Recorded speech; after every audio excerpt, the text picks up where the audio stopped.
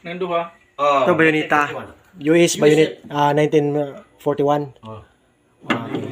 US Bayonetta. Bayonetta nila. Bayonetta talaga ito. Wadis yan. Dili na matigpong idukloks ba to? Tibay. Manis, kung sagol, gabso na siya, masayo-sayo ang gabasa na. Dalawa no. Same lang siya sir. Ayan siya Badis. Tapos ito So, wala na rin, kaako na nang ipabuhat. sa Ayun mga. at siya. Ako nang ibuhat. Okay, yan, may dalawang atsa sa taas. Tapos, ito siya. Tinood ni. Usa, no? Ulo ng usa. Ito maganda. Ayan. Anong tawag nito, sir? British mo na, British handgun. Basta kato ang mga tao ba, anak pa ang bangas oh. Oo. Itong vice squad ang magpabuto. Oo, single shot, no? Ayaw kablita. Wala. Wala na to, yung pabilo din nga dakutan no. Dagkutag-kot yun siya. Kung man bulitas man anara yung para sansan no.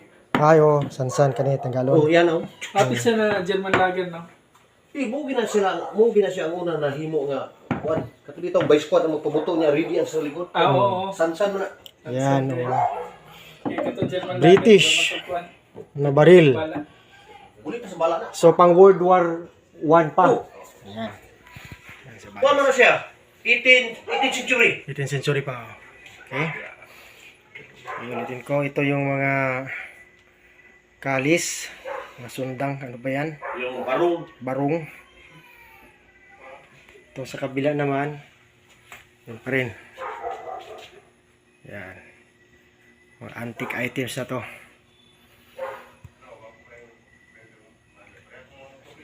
Okay.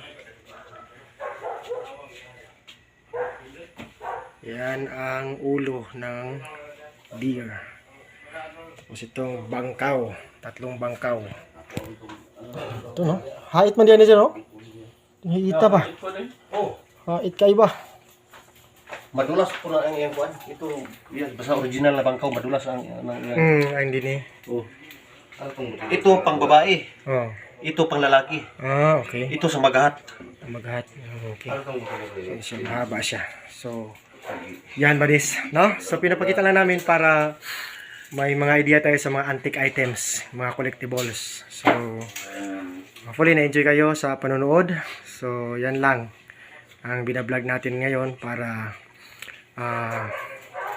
makikita natin ang mga koleksyon ng katropa natin. Thank you for watching. Once again, this is Chris Sniper saying eat, sleep, and explore. Bansai.